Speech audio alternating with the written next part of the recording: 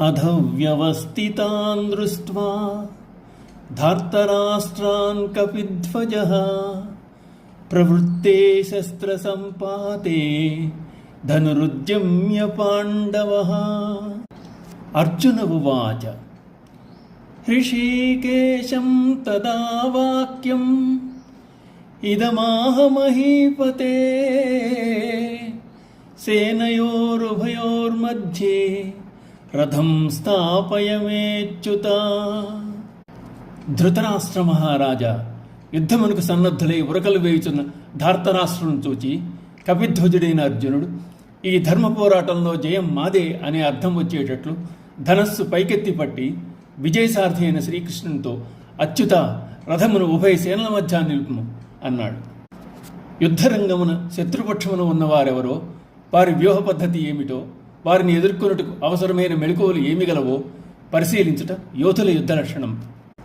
దుర్యోధనార్జునులు యుద్ధమునందు యదువీరుల సహాయం అర్థించ వెళ్ళినప్పుడు శ్రీకృష్ణుడు ఒక్కడే ఒక పక్షమును ఉండగలనని అన్నాడు.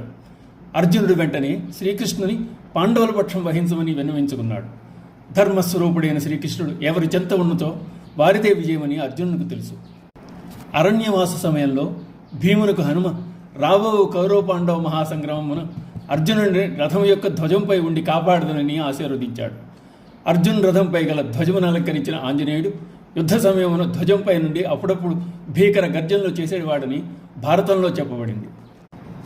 రథసారథ్యం వహిస్తున్నవాడు సాక్షాత్ కృష్ణ పరమాత్మ. ధ్వజంపై నుండి కాపాడేవాడు హనుమ. ధనుర్విద్యలో ఆరితేరినవాడు నరుడు అర్జునుడు. అందుచేత యుద్ధభూమిలో అర్జున్ని ఎదుర్కోవడం ఎంతటి అజ్ఞానమో ఆలోచించమని సంజయుడు ధృతరాష్ట్రునికి సూచిస్తున్నట్లుగా భావించబడింది. చ్యుతి అనగా నాశము లేనివాడా, అచ్యుత, నిన్ను ఆశ్రయించిన వారం మాకు కూడా చ్యుతి సంభవించదు. మమ్మల్ని సమరమును నీవే రక్షించగలవు అని అర్జునుడు శ్రీకృష్ణుని ప్రార్థించాడు. నాశము లేనివాడు కనుక సంసారమునుడి సాగరము నుండి జీవులను బయట వేయగలవాడు కూడా అతడే. ఓం నమో భగవతే వాసుదేవాయ.